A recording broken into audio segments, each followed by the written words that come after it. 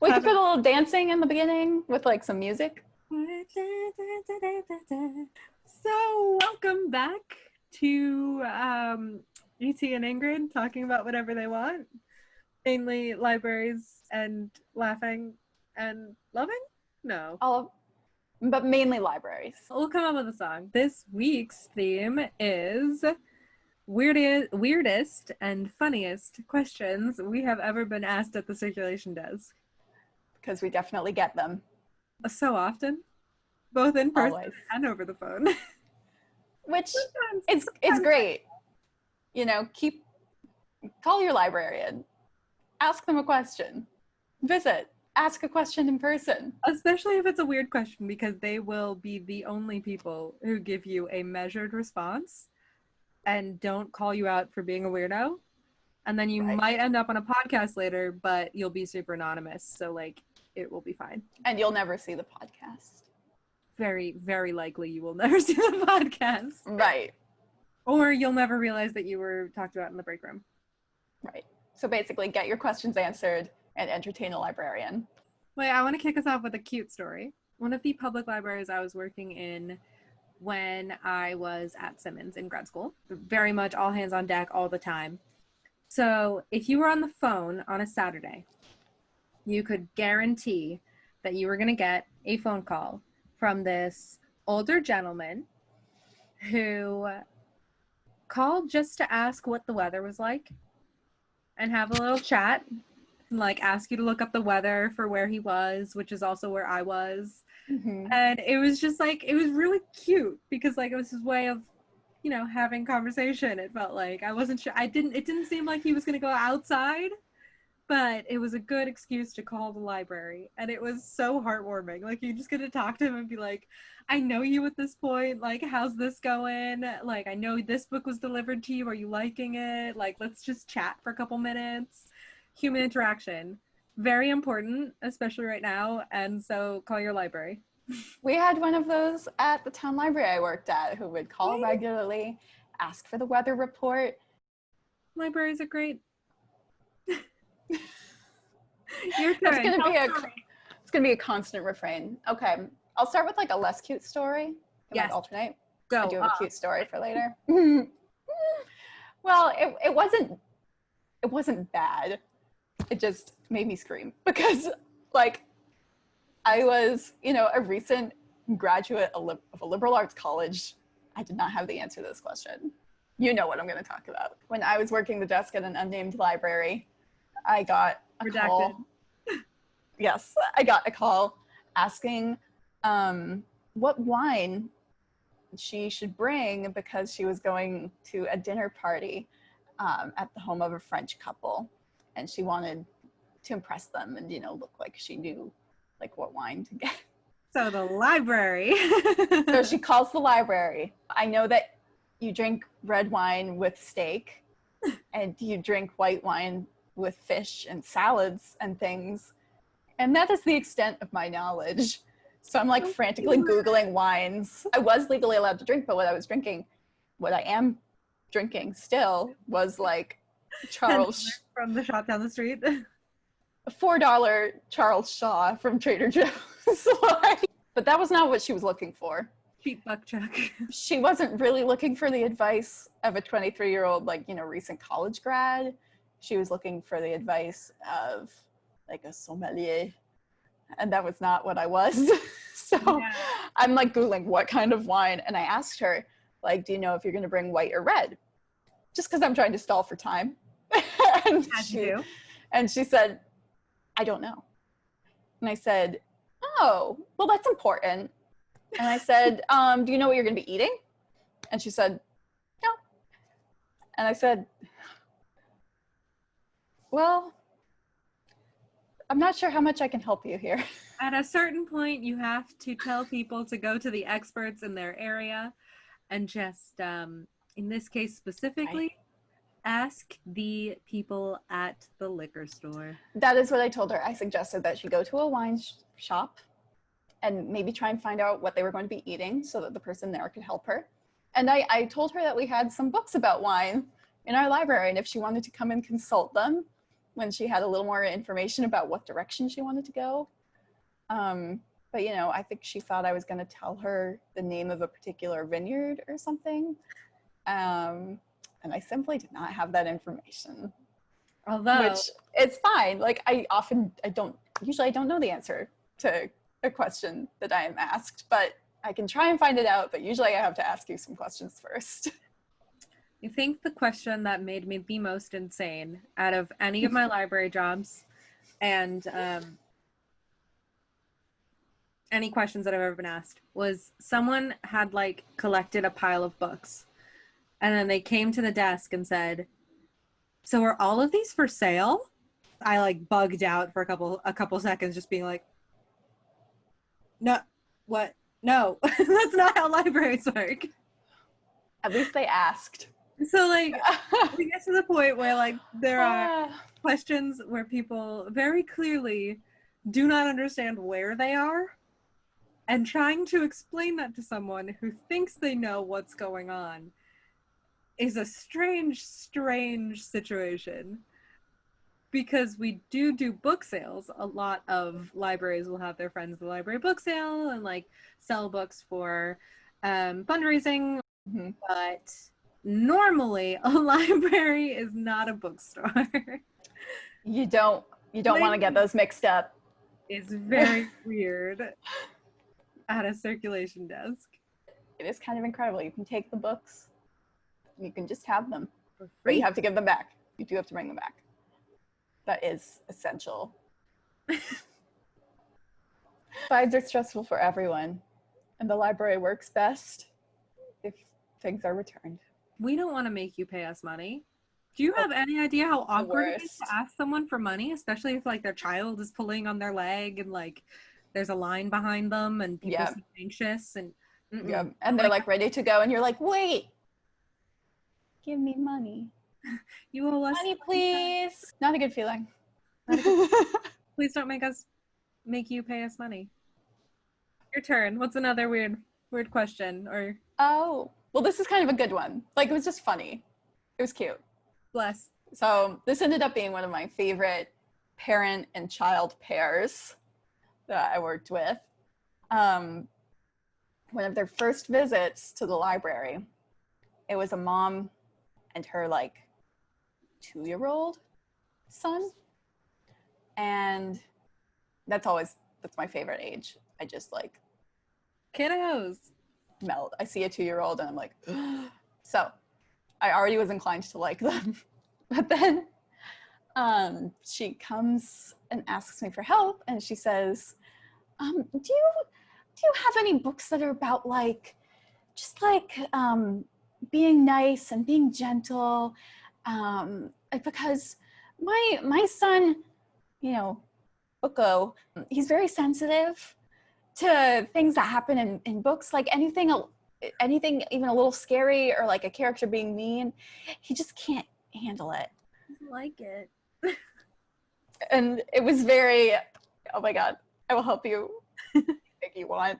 Because I mean, I was kind of that kid. There were several books that I couldn't look at without going into hysterics. So I was like, I got you. I will find the nicest, sweetest, gentlest, like the chillest books. Like, here's a book about sharing. You know, one of the better patron interactions. This is the same family, I believe, that came to like return books, and I saw them for like the return thing. I saw them come in. I was like, okay, like hi, and they were about to leave and like not check anything new out, and the kid started losing his mind. It was like, no, Elsabeth, we must see Elsabeth. And it was my favorite thing. I was like, yes, go upstairs, go see Elsabeth. Yeah, you telling me about that was like most of the time, but go see her. most emotional moment of my life. All of the best questions that I got asked were from children. Usually, can I ring the bell? I hear that bell in my dreams. Can I have a sticker? Yes, you may. Yes, you may. Sticker. Luckily, we didn't have a public printing station, but the vast majority of the questions that I was asked before working at our shared library was, how do I print? Yep. Doesn't matter that there is a printout next to every single computer explaining how to print step by step. Don't betray the impatience, even if it is the 500th time you've been asked that question that day alone.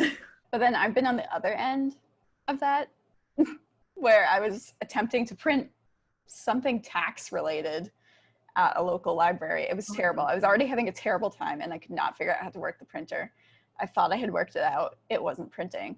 I go up to the librarian at the desk for help and I showed her my screen and she said,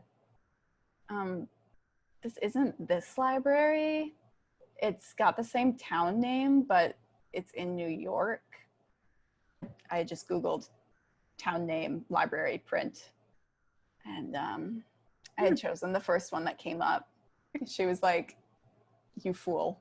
Like, she didn't say it, but I saw it in her eyes. Aww. And wherever she is, it's okay if she's making fun of me on her own podcast. Like, come on ours. We'll make fun of you together. Yeah. Oh, another good, but weird one. It was very flattering to... Oh, no! Oh, no, I actually wasn't thinking of any of the times I was asked out. I was like, weirdly flattered? Yeah, let's not encourage people to ask out their librarians. That is the worst question. Do not ask anyone on a date if they are working. It is not cute. I'm glad you brought this up, actually. Don't ask out your librarian. I want them to think of us as the way you thought of your teachers and your librarians when you were a child, in that they sleep at the library, they like charge down in the library, they are robots that do not go beyond the walls of the library. Please do not hit on us. Please do not ask us out on dates. We don't want to do it. This is our place of employment. Even if as a friend you're like, do you want to like grab coffee sometime? No, I don't. I do not. Because unless I initiate it with you, because we have gotten to that point where we are friends. Right. You come to the library often enough that I want to see you off time. And I have never gotten to the point where I want to ask someone to coffee. Like, I very much enjoy seeing my patrons, catching up with them. I do not really want to extend that into the outside. Because there is a difference between being professional and it being your job to like hang out with people. And being a friend and being someone that you see out in the world. And you know, it may be different like in a smaller community because where we are, we're in the city, like the big city of Boston. The big city. But you know, like the librarians I grew up with, like they were also involved with like the schools and like local sports teams and like, you know, kids playing soccer, that kind of sports teams. So it was like you couldn't really avoid having like outside library relationships with them. But here it's like, don't do it. Proceed with caution. Proceed with caution. And yeah, because that one guy I had to reject every time I sent him an overdue notice. I was like, the cringe was he was very cool about it, you know. He was like, that's fine, bye, and like left out of the library. And I think I saw him there again twice. So it's also like, she's probably going to say no. Yeah, your librarian is probably going to say no because they're working. But then you're going to have to go back. And if you want to let this failed romantic overture ruin your love of libraries, you don't deserve the library in the first place. Right. It's a really good way. Harsh, but it's a great way to like have an awkward relationship with your local librarian. It's a good PSA. A good PSA. Don't ask out your librarians. Don't do it. Don't do it. She doesn't want to be asked out. Okay, wait. It's got to be said. I feel like our profession in general has a weird situation in popular culture, in that it's either like in a rom-com or in a music video. They're there to be attractive and like asked out. Whereas 90% of the librarians that I know are like older grandmas who are just absolutely wonderful and very like pumped about giving you books. Yeah. Well, I feel like that's the stereotype. So then when a librarian is like, I don't know, under 40, it's like, oh, girl in a public service position. Let me make this my rom-com moment. She's looking for a date. No.